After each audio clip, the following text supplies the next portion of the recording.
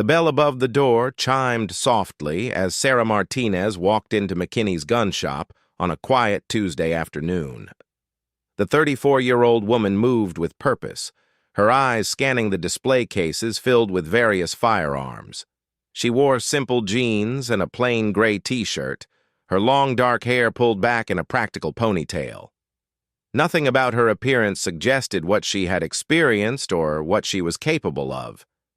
Behind the counter stood 3 men, the shop owner, Dale McKinney, and 2 regular customers who seemed to treat the place like their personal clubhouse. They looked up as Sarah entered, their conversation about weekend hunting trips falling silent. Dale, a heavy-set man in his 50s with graying hair, watched her approach with barely concealed skepticism. "Can I help you, miss?" Dale asked, his tone suggesting he assumed she was lost or looking for something other than firearms. Sarah stepped up to the counter confidently. "Yes, I'm looking for a rifle, something reliable for long-range shooting. I've been researching the Remington 700 series." The 2 customers exchanged glances and smirked. One of them, a man wearing camouflage pants and a beer company t-shirt, let out a small chuckle. "Long-range shooting, huh? You hunt much, sweetheart?"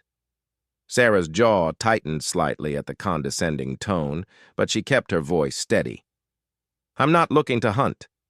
I need something for precision shooting." Dale leaned against the counter, crossing his arms. "Precision shooting? That's serious business. Most folks, especially—" He paused, looking her up and down. "Especially people new to firearms. They think they want precision rifles, but they really just need something simple. Maybe a basic hunting rifle would be more your speed." "I know what I need," Sarah replied firmly. "I'd like to see the Remington 700 PSS if you have it, or something similar in .308 Winchester." The second customer, an older man with a veteran's cap, shook his head with amusement. "Young lady, do you have any idea what kind of kick a .308 has? That's not exactly a lady's caliber. You might want to start with something smaller, like a .22. Sarah felt her patience wearing thin. She had dealt with this kind of attitude before, but it never got easier. "I'm familiar with the .308 Winchester. I've used it extensively." "Sure you have," the first customer said with obvious disbelief. "Let me guess. Your boyfriend taught you to shoot, and now you think you're Annie Oakley?" Dale nodded in agreement. "Look, I don't mean to be difficult, but I've been in this business for 25 years. I've seen plenty of people come in here thinking they know what they want when they really don't. A rifle like that costs serious money, and frankly, it's probably not appropriate for someone at your experience level." Sarah's hands clenched into fists at her sides. "And how exactly are you determining my experience level?" "Well," Dale said, gesturing vaguely, "you're young, you're—" He stopped himself before completing the thought, but his meaning was clear. "I'm what?" Sarah challenged, her voice growing colder. The older customer tried to lighten the mood with what he thought was helpful advice. "Honey, there's nothing wrong with being new to shooting. We all started somewhere, but these precision rifles, they're for serious competitors and professionals. Maybe you should consider taking a basic firearm safety course first." Sarah took a deep breath, fighting to maintain her composure. "I understand you think you're being helpful, but you're making assumptions about me that are completely wrong." Dale shrugged. "Look, I'm just trying to make sure you get something appropriate. How about I show you some nice smaller caliber rifles? They're easier to handle, and the ammunition is cheaper for practice." "I don't want a smaller caliber," Sarah said through gritted teeth. "I want to see precision rifles in .308 Winchester. That's what I came here for." The first customer laughed outright. "You know what, Dale? Maybe you should just show her.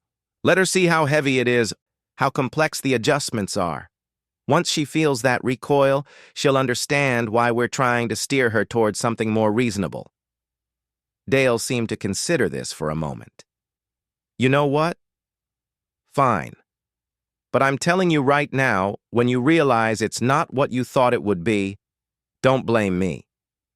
He moved toward the rack of rifles behind him, but his movements were slow and reluctant.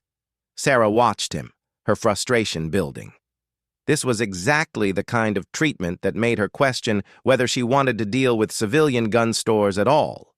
She had hoped that her knowledge and clear communication about what she needed would be enough, but apparently, some people's prejudices ran too deep. The bell above the door chimed again as another customer entered. But Sarah was too focused on the situation at hand to pay attention. She was determined to prove these men wrong, even though she knew she shouldn't have to prove anything to anyone. "You know," the older customer said, adjusting his veteran's cap, "my granddaughter just started shooting. Sweet little thing. But I made sure she started with a .22, worked her way up slowly. That's the right way to do it." Sarah bit back her response. She wondered what these men would say if they knew the truth about her background, about the things she had done and seen. But she had learned long ago that she didn't owe anyone her story, especially not people who had already made up their minds about who she was based on nothing more than her appearance. Dale finally reached for a rifle case, still shaking his head.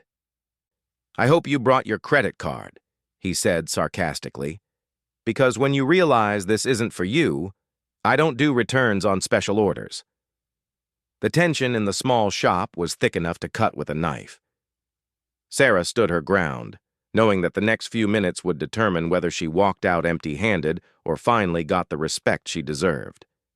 Dale slowly removed a sleek black rifle from its case, handling it like he was doing Sarah a tremendous favor. The Remington 700 PSS gleamed under the shop's fluorescent lights, its synthetic stock and heavy barrel designed for exactly the kind of precision shooting Sarah had mentioned. "Here it is," Dale said with exaggerated patience, setting the rifle on the counter but keeping his hands on it. "Remington 700 Police Sniper System, 26-inch heavy barrel, synthetic stock, comes with a 10-round magazine. Retail price is $2,800, and that's before you add a decent scope, which will run you another $1,000 easy." The first customer whistled low. "Almost $4,000 for a complete setup. That's a lot of money for something that's going to end up collecting dust in a closet." Sarah stepped forward to examine the rifle, but Dale didn't move his hands away. "Can I hold it?" she asked. "Sure, but be careful. It's heavier than it looks," Dale said reluctantly, finally sliding the weapon across the counter. Sarah picked up the rifle with practiced ease, immediately checking that it was unloaded before shouldering it smoothly. Her movements were fluid and automatic, the result of countless hours of training. She adjusted the length of pull, tested the trigger reach, and sighted down the barrel toward a distant point on the wall. The three men watched in surprise as Sarah handled the weapon with obvious familiarity.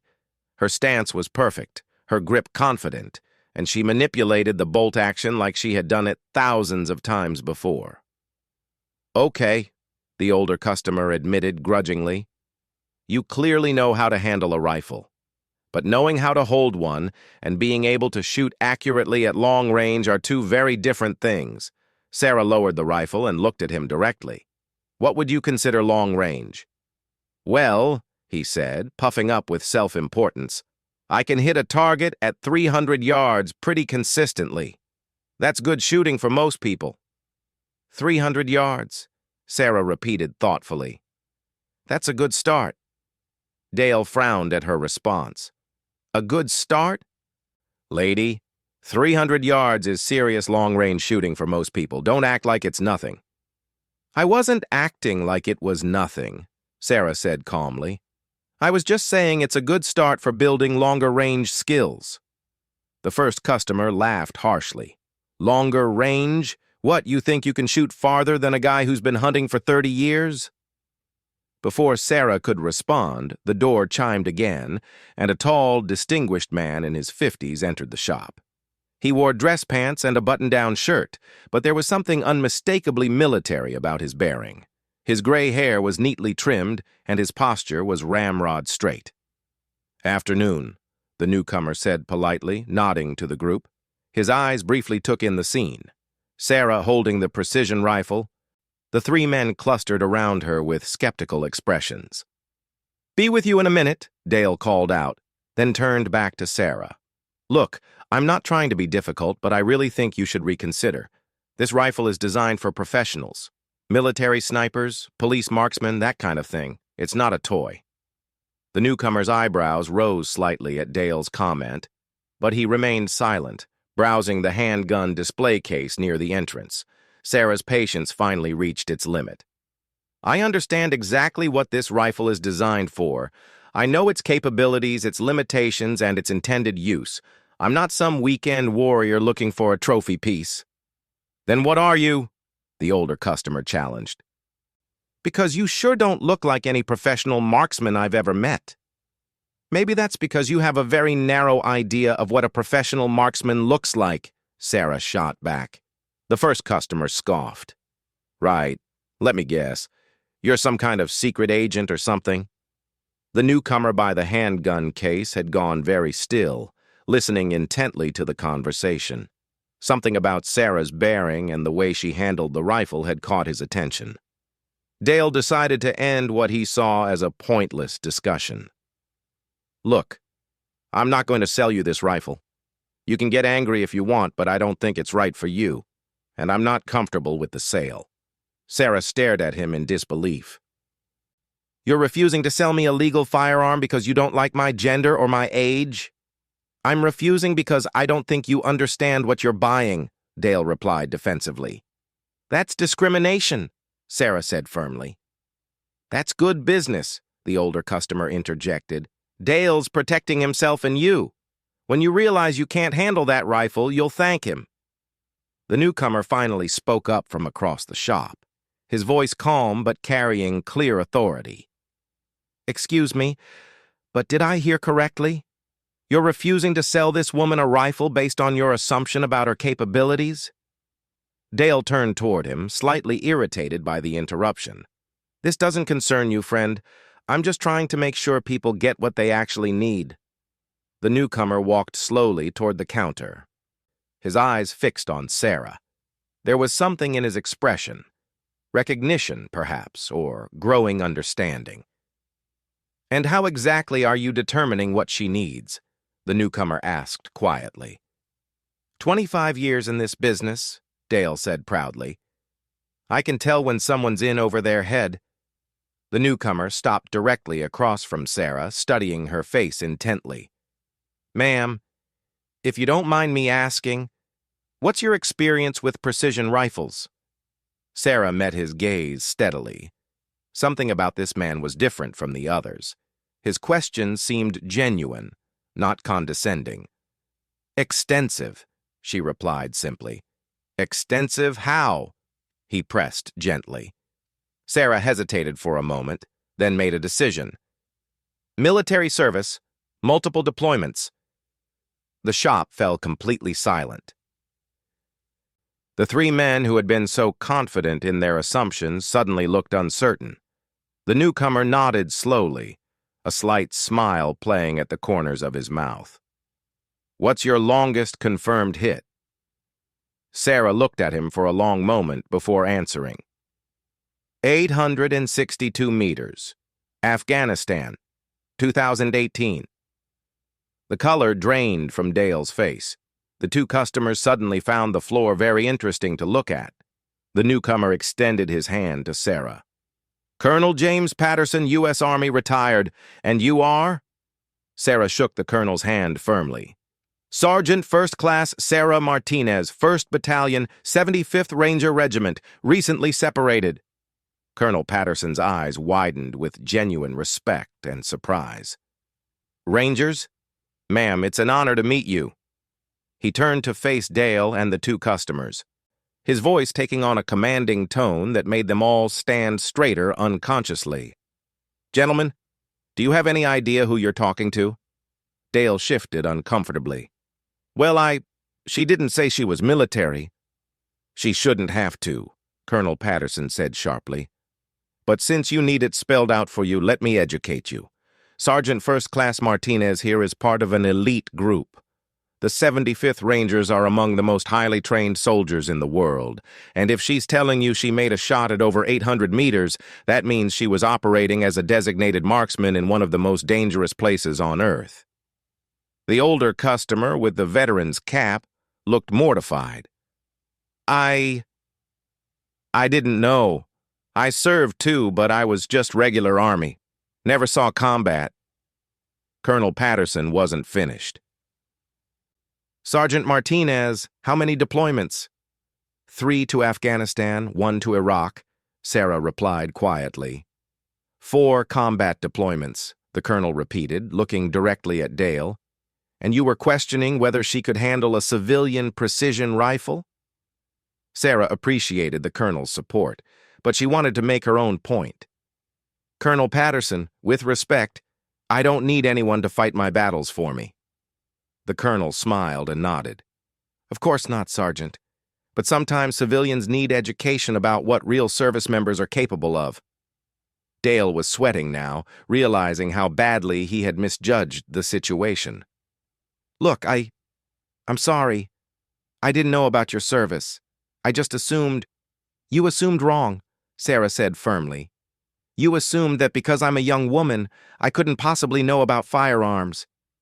You assumed that precision shooting was beyond my capabilities. You made those assumptions without asking a single question about my background or experience. The first customer tried to salvage the situation. We didn't mean any disrespect. We were just trying to be helpful. Colonel Patterson stepped closer to the counter. Helpful? You were condescending and discriminatory. This woman has probably forgotten more about marksmanship than most people will ever know. Sarah picked up the Remington 700 again, handling it with the easy familiarity that came from years of training. Colonel, this rifle is actually very similar to the M24 SWS I use downrange. Same Remington 700 action, just configured differently. I thought I recognized your handling technique, Colonel Patterson said with approval. You have that smooth, efficient style that comes from serious training. Dale was now completely flustered. Sergeant Martinez, I owe you a sincere apology. I completely misjudged you, and I'm ashamed of how I treated you. We all are, the older customer added quickly. Ma'am, thank you for your service. I feel like a fool. Sarah looked at each of them in turn. I accept your apologies, but I want you to understand something. I'm not unique. There are thousands of women serving in combat roles, and many of them are better soldiers than their male counterparts.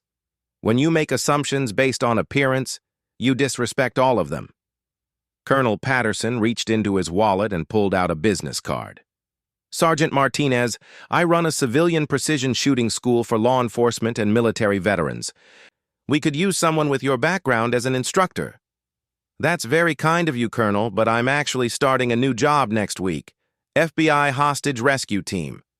The Colonel's eyebrows shot up. HRT? Outstanding! That's an incredible opportunity. They only take the best of the best. Dale looked confused. FBI Hostage Rescue Team? It's an elite federal law enforcement unit, Colonel Patterson explained. They handle the most dangerous situations, terrorist incidents, high-risk arrests, hostage situations. Getting selected for HRT is like making it to the Olympics of law enforcement. Sarah smiled slightly. I'm pretty excited about it. The training pipeline is intense, but it's what I've been working toward since leaving the Army. The first customer shook his head in amazement. And here we were telling you to start with a .22 rifle. To be fair, Sarah said, I did start with a .22 when I was 12 years old. My father taught me on his old Ruger 1022, but that was over 20 years ago. Colonel Patterson chuckled. Gentlemen, let me tell you what Sergeant Martinez was too modest to mention. A confirmed kill at 860 meters isn't just good shooting, it's exceptional shooting. In combat conditions with stress, adrenaline, and lives on the line, making that shot requires not just skill, but ice-cold nerves. Dale was now eager to make amends. Sergeant Martinez, please take the rifle. No charge. It's the least I can do after how I treated you." Sarah shook her head. "That's not necessary, Mr. McKinney. I'm happy to pay full price. I just wanted to be treated with the same respect you'd show any other customer." "But you're not just any other customer," Dale protested. "You're a war hero." "I'm a veteran who did my job," Sarah corrected. "There are hundreds of thousands of us. We don't need special treatment. We just need fair treatment." Colonel Patterson nodded approvingly. "That's the mark of a true professional soldier. No ego, just quiet competence." The older customer removed his veteran's cap and held it against his chest. "Sergeant Martinez, I want to personally apologize. I wore this cap because I'm proud of my service, but I dishonored it today by the way I treated you. A fellow veteran deserved better from me." Sarah's expression softened. "Sir, what's your name?" "Frank Morrison. I was a supply sergeant in Germany during the Cold War." "Well, Sergeant Morrison, your service mattered too. You helped keep the peace during a very tense time, and I appreciate your apology." Frank Morrison's eyes misted over. "Thank you for saying that, and thank you for what you did over there. I know it wasn't easy." Dale finished the paperwork for the rifle sale, his hands shaking slightly. "Sergeant Martinez, I've learned a valuable lesson today. I promise you I'll never make assumptions like that again." Colonel Patterson watched as Sarah completed her purchase. "Sergeant, I meant what I said about the instruction position. If you ever decide you want to teach other veterans, the offer stands." "I'll keep that in mind, Colonel. Thank you for stepping in today." "It was my privilege. And Sergeant, give them hell at Quantico." Sarah slung the rifle case over her shoulder and headed toward the door. As she reached it, she turned back to address the room. "Gentlemen, I hope you'll remember this the next time a young woman walks into your shop. She might surprise you." As the door closed behind her, the shop remained silent for several minutes. Finally, Dale spoke up. "I've never felt so small in my life." Colonel Patterson picked up a business card from the counter and handed it to him. "Good. Maybe next time you'll think before you judge. That woman has sacrificed more for this country than most people can imagine, and she deserved your respect from the moment she walked in." Frank Morrison put his cap back on his head with new understanding of what it meant to wear it. "I'm going to tell my granddaughter about Sergeant Martinez. She needs to know that women can serve their country just as courageously as men." The first customer, who had remained silent during the exchanges, finally found his voice. "I feel like we owe her more than just an apology." "You do," Colonel Patterson said firmly. "You owe her the promise that you'll never treat another veteran, male or female, the way you treated her today." As Colonel Patterson left the shop, he couldn't help but smile. He had met many exceptional soldiers in his career, but Sergeant First Class Sarah Martinez represented the very best of America's military. She had faced judgment with dignity, answered disrespect with professionalism, and turned a moment of discrimination into a lesson for everyone present. Outside, Sarah loaded her new rifle into her car and allowed herself a small smile. Tomorrow, she would begin training for the next chapter of her life, but today she had reminded a few people that heroes come in all forms, and sometimes they're not what you expect them to be.